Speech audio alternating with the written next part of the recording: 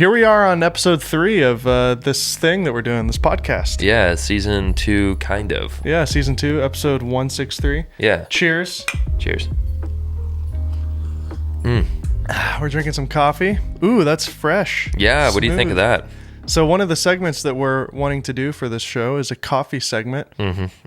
So here we are. Connor picked up some new coffee today. I did. At a local shop. I went to a local Tennessee shop called Red Bicycle. Red Bicycle. This is Depot District Blend. And it's actually roasted right here in Tennessee. Nice. It has an expiration date, which is a good sign for coffee. It means it's fresh, and it's usually a good roast. Roasted in MFD by Red Bicycle Co. Nice. We have to drink this ASAP, basically. Yeah. You have about 2 or 3 weeks, right? Yeah, the barista said it's like 2 weeks of solid. Excuse me. The barista said a solid 2 weeks of freshness, and then after that it starts to decline. It's still good, she said, but like... What does that mean about all the coffee that is sitting at Kroger right now or Walmart? Yeah, I don't know. On the shelves. There's preservatives or something that they stick in it to make it last 10 years or whatever they do. So let me get some tasting notes here. Let's see. Yeah. It is fruity, nutty, as some people would say. Yeah, a little bit of both. Not too bitter, but not too sweet. It's not that tea-like flavoring that you get with some of the really fruity stuff. Which I prefer. I don't like the fruitier coffees that taste kind of herbally or tea-like. This earthier tones, I like it a lot. Yeah, it's got a nice nut flavor. Yeah. And it's sharp, bitter, and yet smooth. Yeah. So anyways, if you're ever in the Middle Tennessee area, maybe Red Bicycle, give them a go. They're pretty good. Nice. Yeah, and using like real coffee actually makes a huge difference in terms of the juiced up levels of caffeine. Yeah. Yeah, we're not using... What's that cheap coffee that everyone buys that all our dads bought back in the day? Folgers. Folgers, yeah. Yeah, this ain't Folgers, guys. This ain't Folgers. Yeah, it makes a big difference if you've never actually bought properly roasted coffee. Even if you're not much of a coffee drinker, I'd recommend giving it a try because it makes a huge difference. Absolutely. But hey, you got the new iPhone now. I did, yeah. I have the iPhone 14 Pro. I picked it up on Sunday. The camera on this thing is the camera bulge, as we'll say, is huge. I'm showing it to your camera because that's the only one with autofocus. Good enough autofocus for this situation here. Let's go R5. Pretty decent. Yeah, I mean, here, you have your phone in your pocket? I do, yeah. So the biggest difference is, look at this on the camera. Look at how much bigger this camera bump is. So it doesn't focus on me. Yeah, it's absurd. Also, notice the boring black color, but it is a nice blacky black. Unlike in the past, it's been like a very faded black. Yeah. This is a true, and it still is quite a bit faded, but I would say much darker than the border is very jet black, which I like a lot. Yeah, so that's cool. It's very nice. I should be getting mine on Friday, so I'm looking forward to that. I'm gonna miss the blue phone. I'm gonna miss it. I wish they still made one. Yeah, I wish purple sold me more, but it just doesn't. Yeah. I've seen pictures of it. I've seen it. I mean, it looks all right, but I'm fine with a black phone for now. That's pretty cool. So this is the first year that I've gone down to a Pro instead of a Pro Max. And I've been ever since the 6, I've been using bigger phones. There have been periods of time where I was on a smaller one. I had the SE, the SE2 for a while. Yeah. And I actually really liked the smaller size, but then I went back to a Max phone with the 11 and then the 12. So, I'm already used to it. And when I sent in my 12 Pro Max yesterday and put it in the box, I held it for a while. I was like, man, this thing's a brick. And so I kind of understood how like other people like yourself, like when you pick it up, you're like, holy cow, this is ridiculous. Because you do become so used to whatever you have. Right. And for a few moments, I was like, man, this is a small screen. But then you just adjust to it. And I think that's true for everything. Laptops, monitors, phones, watches. You just kind of get used to whatever size you get. Well, I know when I get the Apple Watch Ultra, that's going to be my thing because it looks huge. Yeah. I mean, it's even bigger than the biggest 8 series watch. And I wear the smaller of the two watches. I don't know why. Same. I just kind of preferred the smaller size. Well, the smaller size obviously is a little cheaper, so that always helps. But True. When they went to the larger screen size, the smaller size was, I think, big enough for most people in terms of being able to read the screen. I mean, there was nothing wrong with it. I just needed it to occasionally give me a notification and then tell time. So that's been a nice change. And then as far as the 14 Pro goes, I do truly love this dynamic island. Yeah. I think it's quite revolutionary, to be honest. You can see the little pill shape at the top there. It's almost like an actual feature of the phone now. They're not hiding it away like they used to in the past. Yeah. What is that? I do think it's a pretty good use of a bad design. So, for example, I'm playing a Michael Bublé song. I go home, and you can see it kind of animated up into the dynamic island, and then I can tap it. So I go home, and it just morphs into the music player. And then if I want to go back to the music player, I can just tap the dynamic island, and it brings me back to the music player. This is true of phone calls. Laura called me today, and I had to look something up on my email. When I went home and went to my email, I could see the phone dialogue in the top left, and then I could see her waveform going on as she was talking in the pill. And it was a really clever design. Yeah. And then also Connor and I both are coming from 12s, which didn't have ProMotion. So now finally having ProMotion is really nice, having that extra refresh rate. Yeah, I mean, for now, I don't miss it because I don't know anything about it. Yeah. It's nice I don't got it yet. If you're reading any type of text, it's great to have that extra refresh rate. It can go up to 120 frames per second. And then, of course, as many of you guys are probably wondering, the cameras on them are fine. They're good. I mean, Still an iPhone. I posted a tweet today. I said, spoiler alert, iPhone 14 Pro photos and videos still look like iPhone photos and videos. Yeah. And some people got angry at that tweet. Oh, really? Armando did in particular. He sent me a bunch of pictures that you guys took at the camera camp on the iPhone 12 Pro with the portrait mode. And like, look at all these great photos we took. And it's like, yeah, that's a great photo. And I'm not even debating that the iPhone can or can't take good photos. Right. I was just saying, even those photos, Armando, look like iPhone photos. So like, that's a really good, iPhone photo. I will say that occasionally the iPhone will surprise me with a photo. I'll be like, oh, that looks really good. Yeah. Like there's a few times where it just truly, impresses me. But for the most part, it's an iPhone. Yeah. I mean, it'll take family photos really well. Yeah, document your life. That's what it's really made for. It's replaced the point and shoot that all of our moms had in the early 2000s. Yeah, so I mean, for that, it's great. And then for anything more, buy a camera. Yeah, and I think even more than that, having a dedicated tool with a grip, with dials, with buttons that are designed for one purpose, that really goes a long way. Having an EVF, I love having an EVF for taking photos. Right. So if you're on the FX3, sorry, you're out of luck. I know. It's practically an iPhone, really, if you think about it. That's why I could never go to the FX3, even though I like that one a lot. Well, there's the A7S3, so, there's still something for you. They got you. They got you covered. No, we're still rocking the Canons. We got the C300 original on me. We've got the C70 here. And then the old crooked screen, and then you got the overheating R5. We just really love Canon here, We're just making the best choices. Totally. And yeah, I mean, is there anything else that you want to add to the iPhone conversation? You're still waiting on yours. Yeah, I'm still waiting on mine. I'm still waiting on my watch. I don't know why my watch, I bought it like the first day, but I guess because I'm not picking it up from the store and I got it delivered, it's going to take an extended period of time. So first week of October for the watch, which is big sad.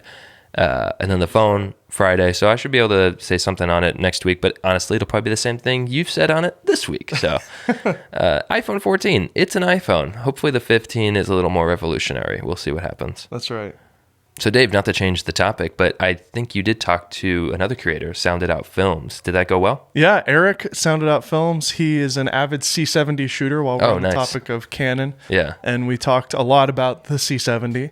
That's his primary camera, and he knows a lot about it. He makes it look incredible and teaches so many people how to make their C70 look great.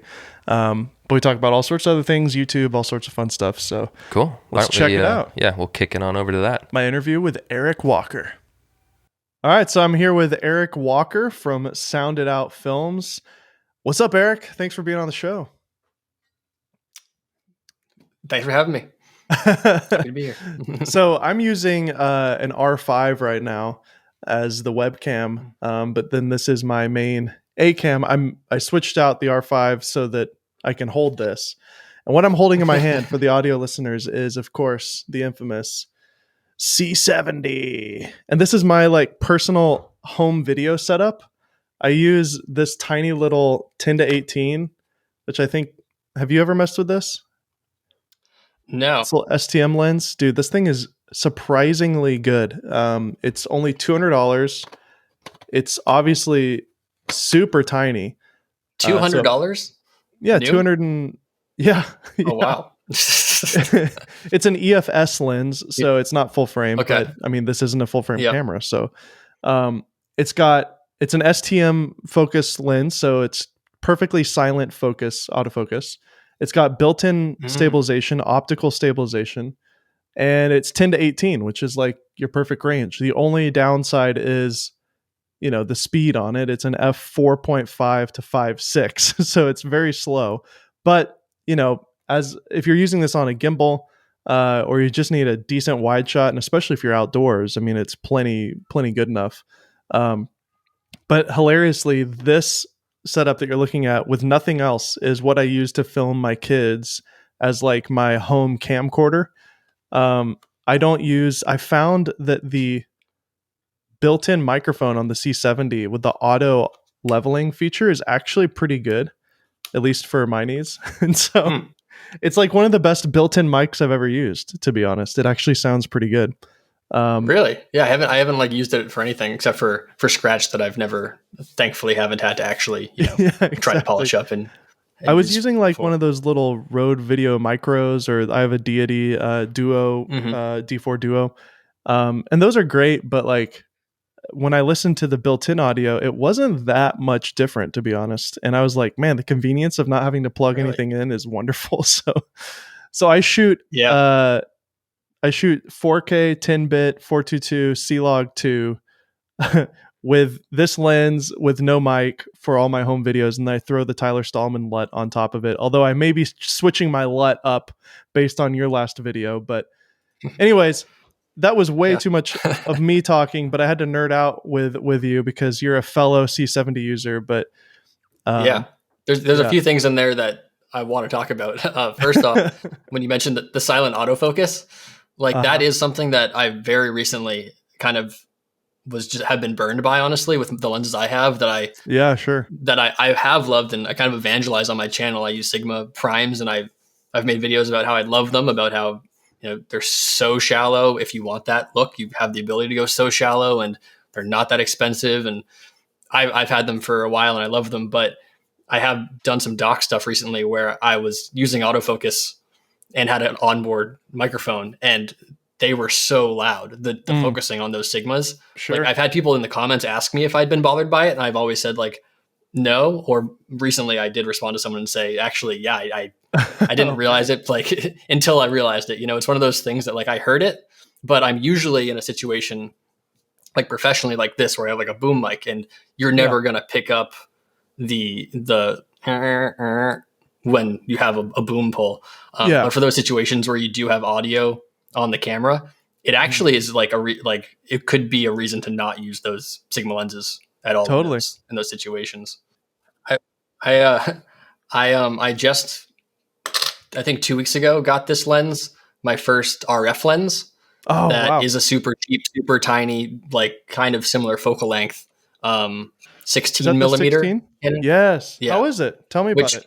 So I haven't actually tested it like for video yet. Like I got it because I have an EOS RP that I use for just personal photos, just for when me and my girlfriend go on a trip and I want like a full frame camera. Like the RP is super cheap. It's super tiny. It can like fit in a pocket.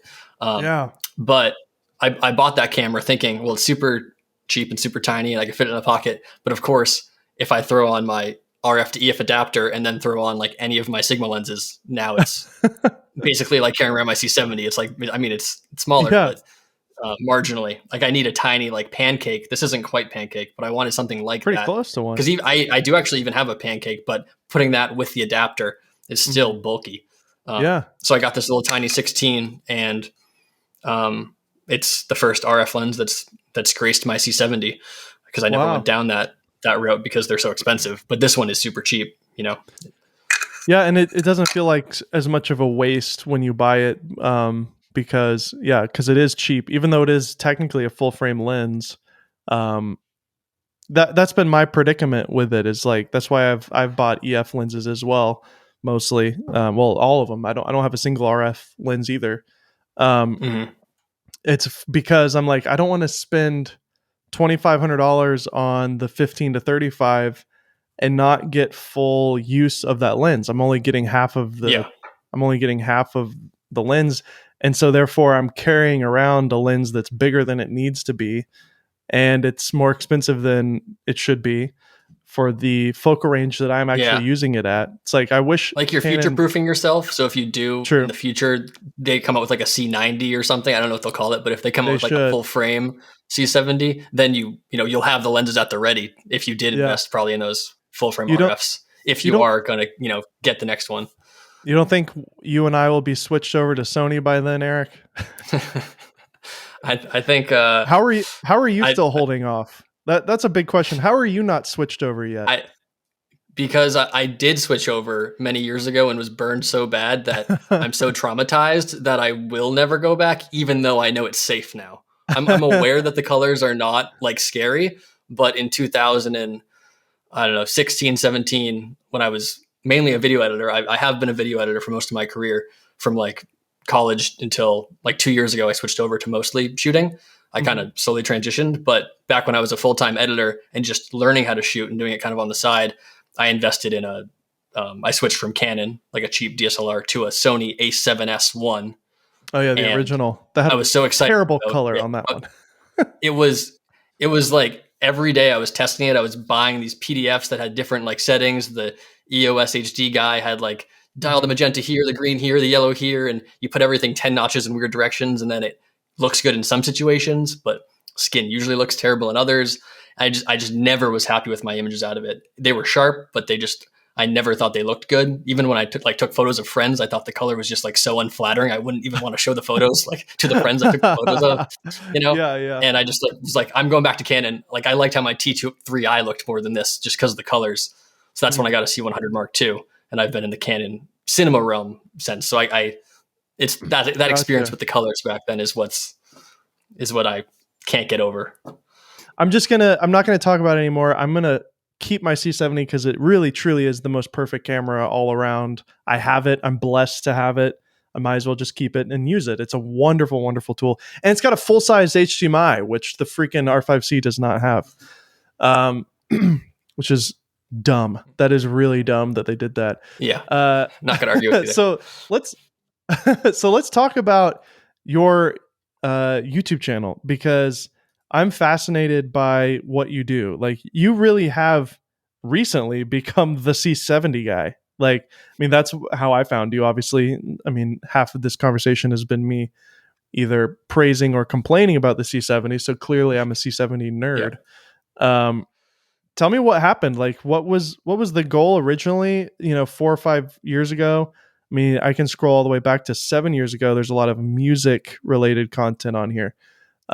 But recently, over the last, year, 2 years, you've been doing filmmaking tutorials. Yeah. Okay. Yeah, basically like close to 2 years ago is when I got the C70. I pre-ordered it the day it was announced. And when I got it, I was a C100 Mark II owner, and I had a bunch of like DSLRs and mirrorless cameras, and really loved the C100 because of all the things we've talked about that we like about the C70. Like, it has a nice top handle, it has XLRs, and it has good battery life, and it has everything that you need. But I was starting to get more video work more like videography, cinematography work. And I wanted to move away from video editing, which is what I'd been doing for the better part of a decade. Yeah. I was just more interested in learning how to light and how to play with lights and cameras. It was the more interesting thing to me at the time. And so when I got the C70 in the mail, like the first day I opened it, I made a video comparing my C100 to the C70 because I had just spent $5,000 or $6,000 or whatever, and I really wanted to know like what are the differences. Like I'm curious. I selfishly want to know like what am I getting for this money? And I just needed to learn how to use it for when I go on shoots. So it really started that way. The first video I made was that comparison, and much to my surprise, within the first day, a couple hundred people maybe watched it, I think. And I didn't expect, hundreds of people to stumble upon a video of mine. Because in the past, I had made videos on YouTube, but it's always been like my friends' bands. When I used to live in New Hampshire, I played in bands. I had a practice space, and I would film local bands for fun with my friends who were also videographers or video editors or musicians. So that was just like the channel Sounded Out Films was called Sounded Out Sessions, and the sessions, that's why it's called Sound Out, because it's all music. We just made live sessions in our practice space and shot cool B-roll, and we had audio engineer friends who like did sound at local venues, and they recorded the audio, and I and another friend of mine, Chris, would shoot the videos, and I'd edit them all. So that was the channel. And then the channel kind of went dead when I moved to Boston, and we didn't have that practice space anymore. And then, I don't know, 2 or 3 years later, when I got the C70, that's when I was making videos comparing my cameras for fun, and people were watching. So I kept making them, and it's been fun to keep making them for the last 2 years, because I keep getting better. The more tests I run on these cameras, the better I get at using them. And then, just helps other people out too. So are you making your living with the freelance work primarily, or are you starting to make some money on this YouTube channel? Yeah, it's definitely freelance. I make like a couple $100s a month on like AdSense or affiliate links, but it's definitely not rent paying material. And I never really anticipated it would be. Like it might maybe sometime in the future, but if I could start getting sponsorships or something from brands I like. But I do freelance cinematography. I have traditionally done freelance video editing. I had a few jobs like as a video editor throughout my 20s at different companies and production companies. And then I went freelance as an editor / videographer. And now then I was like freelance video editor, cinematographer, but turning down the boring editing work and taking anything shooting. And I've kind of stopped taking on the editing work unless it's like a really exciting opportunity, and just taking on the cinematography jobs, which leaves a lot more time for YouTube too, because by definition, you don't shoot every day. Like you can edit every day. So it's a better balance for me right now. Once you get looped into being a full-time editor, it feels like you never stop working, honestly, because you really could work. You really can work all day, every day. Yeah. Whereas a shoot, I always loved coming home, even if it was a long day, like coming home at the end of the night and putting your head on the pillow and realizing I'm done. It's the best feeling. Yeah. It's like, cool. I'll be expecting that paycheck within the next 30 days, but it's usually 60 days. So, or whatever. Yeah. You got to have that emergency fund when you're a freelancer, because sometimes it can take a month or more to get paid. What's the longest time it's taken for you to get your paycheck? Well, I am still waiting for a check from like 2020 from someone that I think is not going to pay me. My goodness. With that exception. Oh, no. Probably like 3 or 4 months or something. They slip through the cracks, but I have that emergency fund. I set myself up before going freelance to have enough money for a few months. So that's good. It's not a smart huge man. deal. Yeah, when I was first starting out, I was living paycheck to paycheck. So sometimes it was like, hurry up and pay me. I need the money. So yeah. But yeah, dude, when I do hire freelancers for my shoots, they tend to have that mindset too of like, can you pay me today? Like, can you Venmo me today? Can you Venmo me today? Yeah, exactly. Yeah. And by the way, I pay my freelancers through Venmo as well. And I think technically you're not supposed to, right? Like, or can you? I don't know. Friends and family, they're a friend. Yeah, I mean, I'm friends with everyone I work with. Yeah, I mean, exactly. I tend not to pay people through Venmo. I do Yeah, have like just this write year checks. I finally went from like a sole proprietor to an S corp, so I have like Smart. a Yeah. business checking account that I tell Chase how much and they mail them a check. Um, so it is slower for Oh, that's them, but great. it is like within a week or something, and it's just easy like to have a paper trail and to have Yeah. everything go through QuickBooks and not have to check my Venmo, or Cash App like Okay. transactions. You're teaching me something. I need to look into that then, because I'm just doing Venmo, and one of my friends is like, can you pay me only personal through Venmo and then work stuff through PayPal? I'm like, hey, this is getting too complicated. Just Oh, PayPal. Yeah, take the that's the other money one. that I Yeah. give you. I got paid by someone today through PayPal, and I was like, "Ooh, I really rather have that go through my company, and PayPal is personal."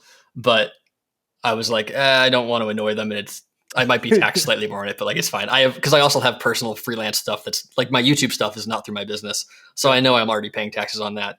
So this year, this transitionary year is going to be like a third of my income's personal and 2/3 is business. But hopefully by Oh, cool. 2023, I can have everyone set on the Sounded Out Inc., which is my company Oh, that's paying cool. me through I Sounded like Out that. Inc. That's awesome. Well, I, for one, just want to thank you for just the amount of information you've gathered and shared on your channel. Because, again, as a C70 user, it's just been so valuable for me.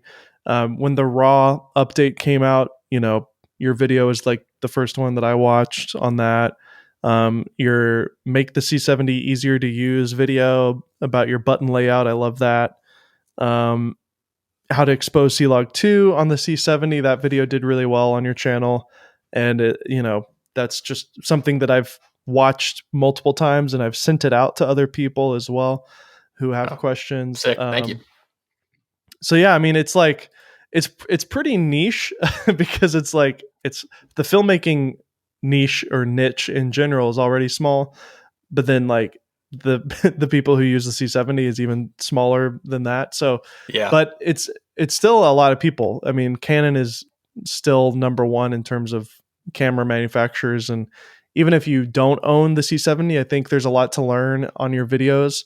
A lot of the exposure techniques and all sorts of different things that you talk about, documentary features, LUTs, all those things can be applied to other cameras, obviously. And then you're also mixing in lens reviews, bags, lighting, gear stuff. I mean, do you have a goal or a strategy, or what is the like long-term kind of goal or strategy for your channel? Yeah. I guess the loose goal is to like make videos that help me get better. Like that's since the first video, that's been the goal is like trying to help me learn my camera better. So if I'm doing a video just because I think it'll like get views or something and I'm not learning anything from it, if there aren't tests that I can glean things from or a topic I can dig into deeper than I already surface level know about, then it doesn't really serve me much. Like I want to, every video is like an opportunity for me to learn, but the real goal, the hope for the outcome is that people discover me on this and then hire me as a cinematographer. Mm. That's something that happened a few times in the first year, which was kind of unexpected.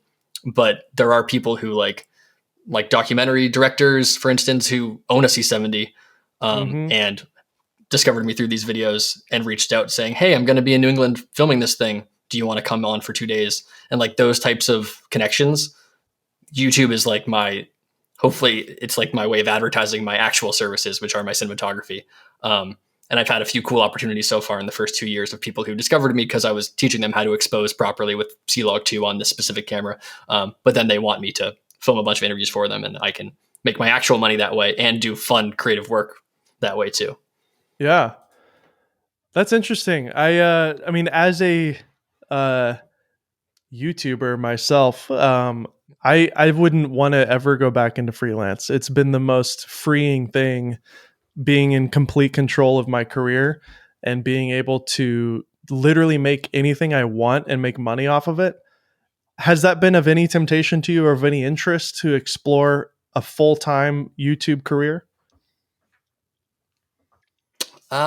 Maybe. I mean, it would have to be like the thing is, it's hard to imagine because I'd have to be at such a higher level than I am now. So it's almost like futile to think about it. But I I would need bigger budgets from maybe like a Danny Gevirtz type thing, like where he gets Music Bed to give him to sponsor a video where he gets to make a fun documentary about cycling. Yeah, like that type of stuff that would be awesome. If I was at that level where I'm 100 times bigger than I am now, I suppose. But I'd still want to be making like documentary. Like I love documentary style videos, and and unless I'm making beat behind the scenes of those videos, I can't like just make those types of videos for YouTube. Sure. Well, you could do.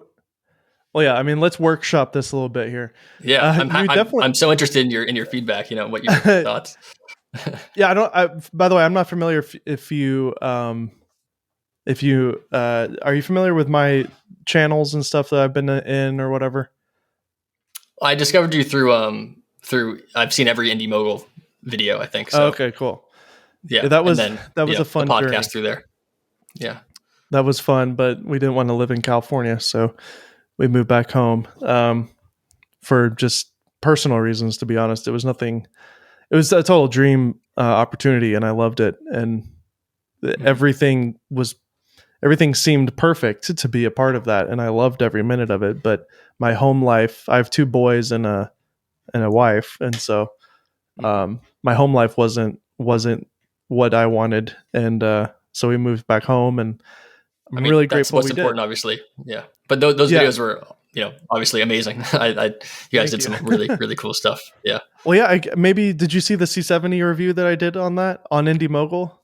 Because I got it. I must have. Yeah. Okay. I remember I was so excited about it. I begged them to, rent one so we could do a video on it, and I think we did like 2 or 3. Compared it to the Komodo and did one. Anyways, but I don't think you're as small as you think you are. Like, yes, you're basically at 6,000 subscribers. And by the way, if you're not subscribed already, go to youtube.com/sounditoutfilms and subscribe now. But some of your videos, some of your big videos have really good views. You have a real knack for thumbnails. I believe your thumbnails are really good. It's clean. You're obviously like seeing what works and repeating the things that do. And you can see the same like font in 3 different videos. Yeah, I mean that's good. That's part of your branding. Yeah. When I see, like, for example, 2 weeks ago you posted the turn your Canon into an RE Alexa, kinda like you use the same font, but I mean it's your face is your brand too. So I mean I knew it was you because of your face, but honestly, I think your problem is it's too niche.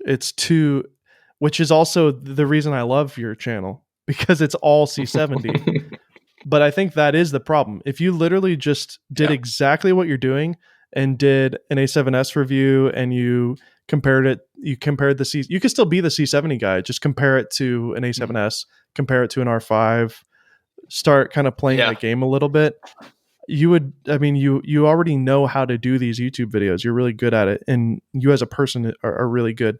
And you can totally do the documentary stuff. I think every single person has their own lane on YouTube. It's like, there's no competition really, because there's nobody like you. And I'm speaking to everybody who's listening. Like, if you want to start a YouTube channel and you have a passion for something, even if other people have that same passion and other people have made YouTube channels about that thing, nobody can talk about it in the way you talk about it, because nobody's lived your life. So I think you have a great skill on camera of just being authentic. I think you're obviously a great shooter. You understand YouTube really well in terms of thumbnails, titles, etc. I think just if you literally just flipped a switch and started doing other things other than C70, like all C70, it probably would like grow faster. And also like bags, lighting, stuff like Helios 442, softer lighting, like those types of things are really helpful, but they're also not very searchable. So for example, I was sent to the Osmo Action 2 or 3 from DJI this last week, and I did a review on that. But then GoPro released their 11 last week as well, the GoPro 11 Black or whatever. And I just looked on there, and like I could buy it and do same day delivery the next day. So like the day they announced it, the next day I got it, and then that day I shot a video. So it's like, Wow. even though I didn't get the camera ahead of time before everybody else, like Potato Jet got one, Matty Apoya got one, but I didn't. But I could still at least get it a week after they got it, and like, which isn't that far after. And you can do that too. Anybody can do that. So just buy the thing as soon as it comes out. Do a comparison, especially with like lens rentals or any of those types of resources too. Even I don't cheaper like than buying. Not really, because you can always return it. Oh, inside scoop here. I never even thought of that. Yeah, so sneaky Dave. Lens rentals, you pay for it. Yeah. The way I used to do it was I would just order it on Amazon, and then I would do my review same day. Maybe keep it for 2 or 3 days. 2 or 3 days is nothing, and then you just return it. They don't care. There's millions and millions of returns all day long, and it's not that big of a deal. Mm-hmm. And it's not. I've actually looked into the return. Like, there's no policy that says thou shalt not make YouTube review and then return. Like, soon there will be, probably after enough Dave Mazes, they probably will start doing that. But that's how Kinatika started. Like, because obviously we were starting from nothing, so I didn't have any connections at all, and that's all we did. I just had about $5,000 of liquid cash that we just kind of used to buy. And if I wanted to keep something for a little bit longer, even if I kept it for a month or two, like if it's a new product, it's gonna, like, the resale on it is pretty close to what I bought it for, especially on eBay, because it's already fairly new to begin with. So I maybe would lose like $100, but at that point it's like I paid $100 for it, and I made 500 off of AdSense, so it obviously balanced out from a business perspective. Yeah, totally. That's really smart. Never thought about that. So yeah, and then I dig super deep into what I own, and I never go outside of what I own. Everything is like super, super in depth on what I own. But I wouldn't want you to ever stray away from just like you being you and doing that. I think there's a lot of value in what you're doing. In fact, I would argue that the amount of C70 content you've done right now warrants the ability for you to make a course, like a 2 to 3 hour course on the C70, the full like Caleb Pike type of thing, where it's like the ultimate course. And you already, like, yes, I know the numbers aren't crazy high, but like, I bet almost every C70 user has seen your stuff. So like, yeah, I think you're right. So yeah, and then I do have like I was gonna say I do have like a newsletter that isn't really a newsletter, but like I've said this as much in the videos. Like I have a newsletter just in case like YouTube implodes or something, and in that dystopian future, like I still need to contact the people who love my stuff. You can sign up for the newsletter. So like I've never sent out a newsletter, but I have a few hundred. I don't know how many. I haven't checked it, but a newsletter. I'm gonna sign up myself. Email. I'm gonna do that right now. Sign up. Yeah, anyone who wants to sign up for my newsletter in case YouTube goes out of business. It's in the description of every one of my videos. So I do have that like small base of people that you know I could try to sell that course to if I wanted to, but really, for being honest, all my good information is already free on YouTube. Like I wouldn't want to trick anyone into paying for what's already there. No, anytime I learn something, I'm going to make a video about it, and it's got to go on. It's not a trick because you've added so much value to me as a C70 user, and I know if I'm speaking for myself, I'm speaking for several others who can relate. You've poured a lot of like heart and sweat and tears into what you're doing, and so if you offered a $50, $100, $150, whatever it is, course, like I would buy it, because not only have I already benefited from your education, but like it helps me feel like I'm supporting you.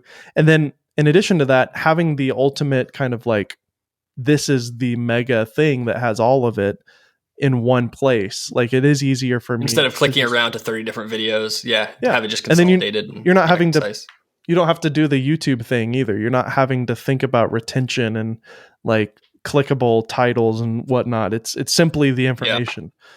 And I mean, the payout on that could be significant, So, because, just do the math. If you're selling a $200 course, and you sell, let's just be generous and say you sell 400 of them, that's $79,000, Oh, So- can I swear on this podcast? Yeah, I'm not that. I actually didn't think it would be that high.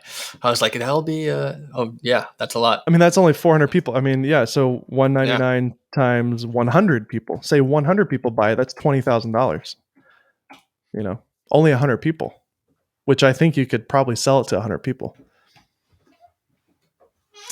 Am I getting those gears turning? Too. Yeah, 100. I think I could with my numbers. If we're and it becomes something that you promote, moving forward too. It's something that you sell, moving forward. So it's like, well, I'm doing freelance to pay the bills and whatnot, and I don't have time to build the course. So it's like, well, let's just hypothetically say that you're getting paid $20,000 to make this course. Mm-hmm. And it's like, okay, well, have you ever done or participated in someone else's like live paid like one-on-one chatting?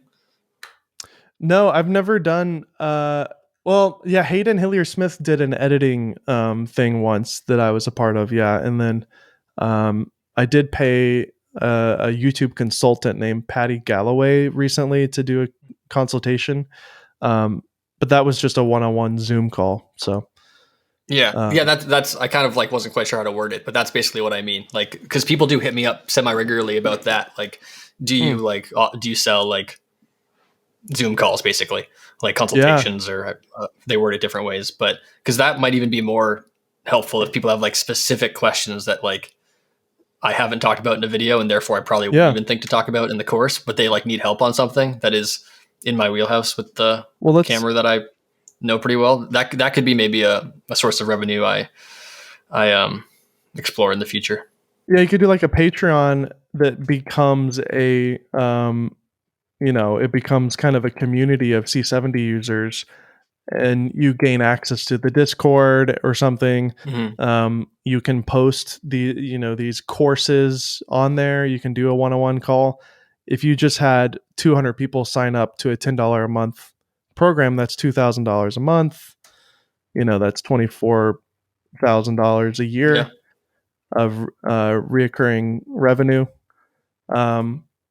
Which may be more, it might be better because it's a reoccurring payment. So, I'm glad that you brought this up, because like between you and me and anyone who's watching, I didn't make a lot of money the past half of this year because I was focusing so much on making good YouTube videos, and also I shot a documentary that took like a month of pre-production and a month and a half to shoot and 2 months to edit. So between making that doc and making YouTube videos, that was basically my summer and then some. And I took on like a shoot here or there.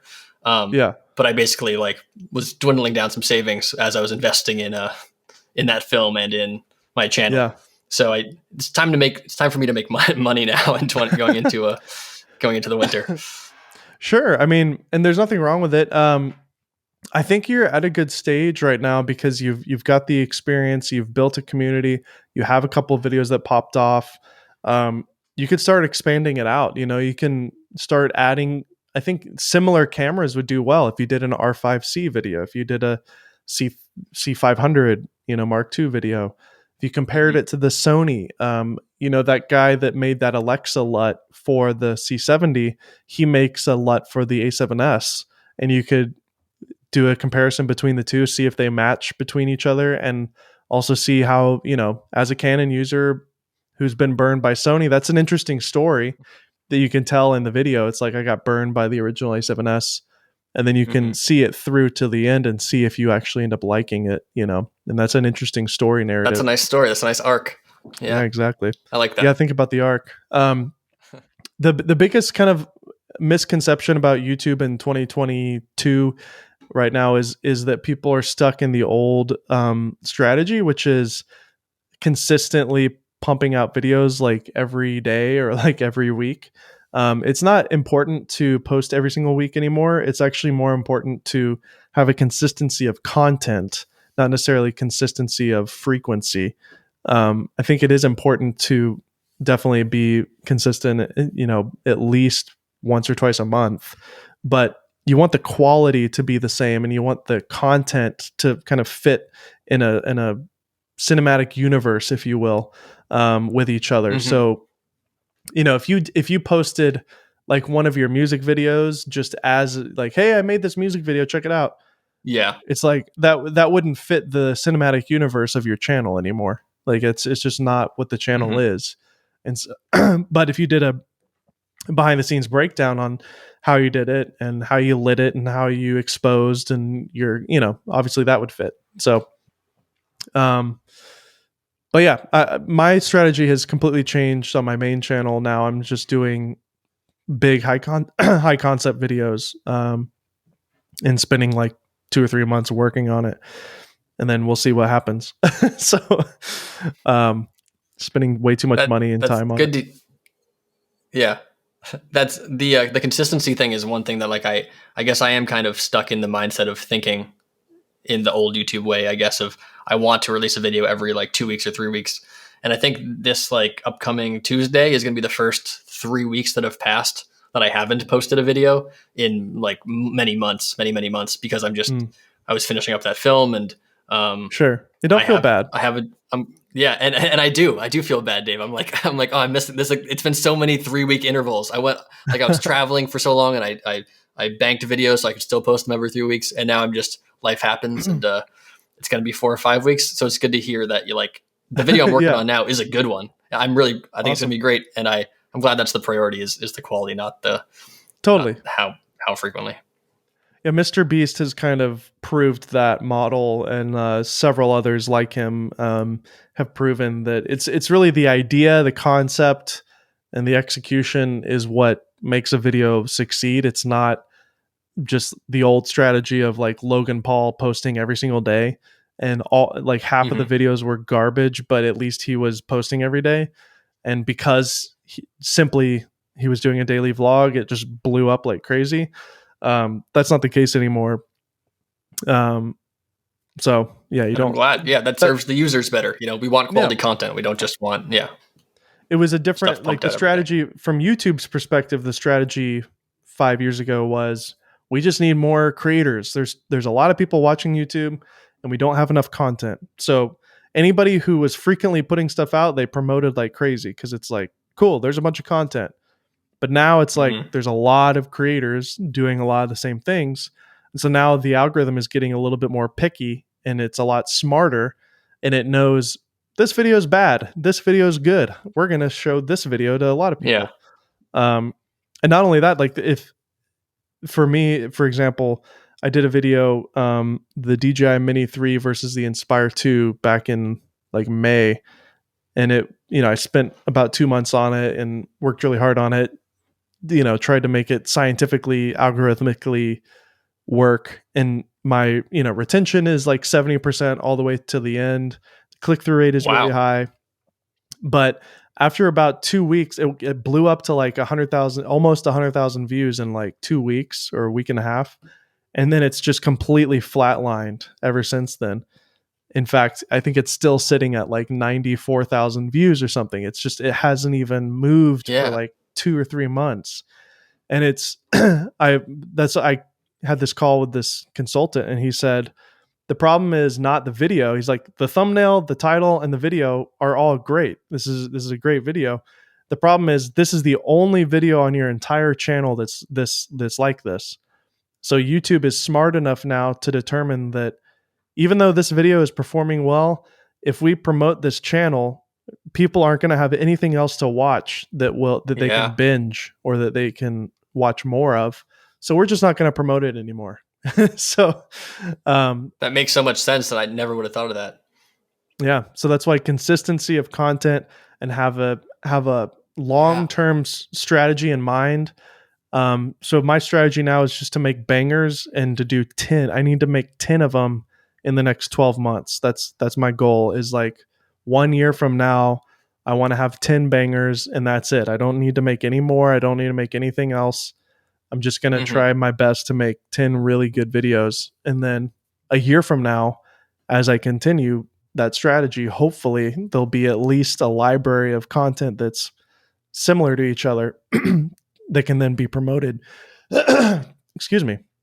So, anyways, that's the strategy for me. But That makes sense why my chair video, my ergonomic office chair, ultimate ergonomic office chair video, which I think is one of my best videos I've made on the channel, but the only one that's not related to video production, also has a complete flat line. It got decent views the first, I don't know, day or two, and then completely flatlined, I think, because no one who watches that video is going to be interested whatsoever in anything about C70 RAW or exposure or anything else of the like.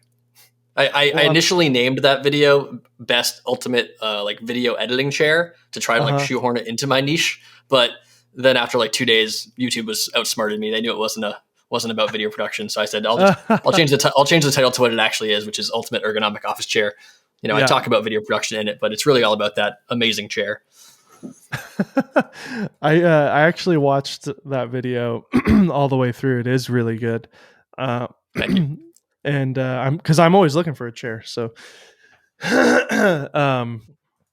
although I never like want to spend the money on a chair. It just feels like, like the Herman Miller chairs are so nice, but they're $1,500 or whatever. It's like that. I think that's what this one is. Yeah. I think with my promo code, it might be $1,500 or it might be $2,000. I forget, but it's still not even out yet. That was a prototype. I'm waiting for mine. I'm eagerly awaiting mine to come in the mail, hopefully in the next couple months. Are you familiar with this book, The YouTube Formula by Daryl Eves? Are you familiar with this, Eric? I'm not. Okay. This is the Bible for YouTube. This is literally like the most like detailed beginning to end, thumbnail, title, retention graph, like understanding where YouTube came from, what works best. Daryl Eves is like the master. He created Vid Summit, which is actually taking place next week in California. I'm really excited to go to that. He works with Mr. Beast. He is the one who created the Squatty Potty commercial. And then he also is one of the main producers for The Chosen, which is the most successfully Kickstarter funded show in history, and it's like it's a full cinematic series about the life of Jesus Christ. So, anyways, but that's completely unrelated to this, to be honest. But he's just a very smart business guy. But this book is like I recommend it to everybody. I highly recommend it to you. You should definitely pick one up. It's just everything you need to know about being a YouTuber. I mean, you've already learned a lot, I'm sure, but highly recommend it. I mean, now I feel like now I have that base. Like now that I have a year or two of experience, I can actually start to probably make decisions, 100%. Make strategy decisions. Now that I have enough trial and error and a small audience that I can warrant making decisions like based off of information like that. It's not theoretical. I can put it into practice right away. Exactly. Well, I'm excited to see like where everything goes. And I mean, we didn't really talk much about like your whole history, but can you give us like in a nutshell kind of how you got into filmmaking and how it's led to this? I mean, you mentioned the music thing, like you've done these documentary films. Tell me about all that.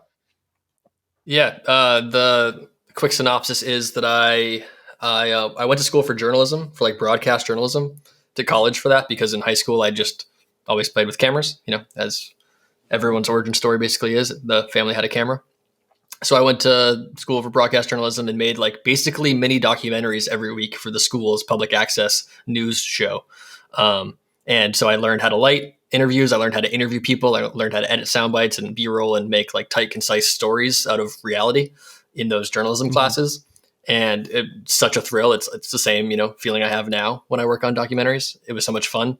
But after college, I basically had the opportunity to like work for small newspapers or like very, very remote like TV stations if I wanted to try to apply to somewhere in, Oklahoma or something. So I much to my surprise, got video editing work. I got hired by a video editing company and then went on to bigger and better video editing companies. And became a video editor for a number of years. And then on the side was always filming. always filming my band, filming my friends' bands, making music videos, live sessions. And that's how the channel started. And then, yeah, eventually I had enough clients, editing clients and cinematography clients to go freelance and make my company. And now I pretty much don't take on freelance editing. I just edit my own stuff. And I just obsessed with cinematography and lighting and cameras, and talk about that on my YouTube channel because that's what I obsess over in my own time. So I figured I should share it with other people. And it's been a lot of fun for the last 2 years sharing it. No, I just want to give you some encouragement. I don't know if you know any other YouTubers, but you definitely have kind of like what it takes. You understand the basics of it. You're really good at it. I just think if you really wanted to make a living at it, to experiment with broader niches and just begin to transition into a new era of the channel. I think it's important for all YouTubers to, at a certain point, realize that they have to either just continue doing what they're doing or be willing to evolve and change to move forward with their career. I've evolved multiple times, and this next stage for me is a big evolution for me, and I'm really excited about it. So yeah, I just want to encourage you and say that you definitely are very talented at being a YouTuber, and Thank you. Just take it from me, I've been doing this now for about 4 years, full time, except for last year. I took the whole year off last year, but so it's 4 years total, but it's been 5 years of me sort of being involved in it. But at least for a person like myself, I have thoroughly enjoyed it way more than I ever enjoyed freelance, because I don't like working with clients who have stupid ideas. So, or like a million changes. So, it was really freeing for me to finally like be able to just execute exactly what I saw in my head without any notes. But I'm excited to meet you, and I just really wanted to like encourage you and give you as much, information as I could about YouTube, because I think you really have a lot of talent and a lot of potential, and I would be happy to be your first YouTube friend. Thank you so much. That's warms my heart. I'm so glad you rambled at me, because I do want all of your insights and to hear your thoughts, specifically like looking at my channel. This is, I would pay for this, to have your thoughts specifically on where I'm at from someone in my niche that I respect and watch. So really appreciate it. Well, I'll be sending you a friendship bracelet soon, and we can wear that. YouTuber friend is what you'll see it in my next video. Yeah. Little charm. All right, Eric, thanks so much. Thank you, Dave. Dang. Yeah, that was a great interview. Huh? Yeah, definitely. We just listened to it clearly, and it's not 5 seconds later from the last time you saw us. Yeah. Yeah. So we got a website now. Yeah. ghp.fm.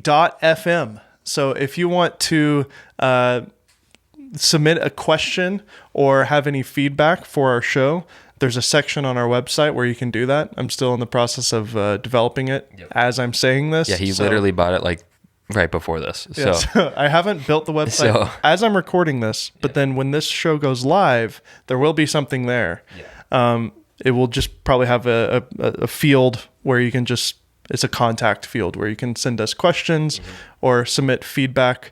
I was just thinking, I think in a couple episodes we've been saying, hey, send us a tweet, send us a DM, blah, blah, blah. It's just too messy. It's too messy. Yeah, so it's too messy. We're going to go ahead and funnel it all to the website, ghp.fm.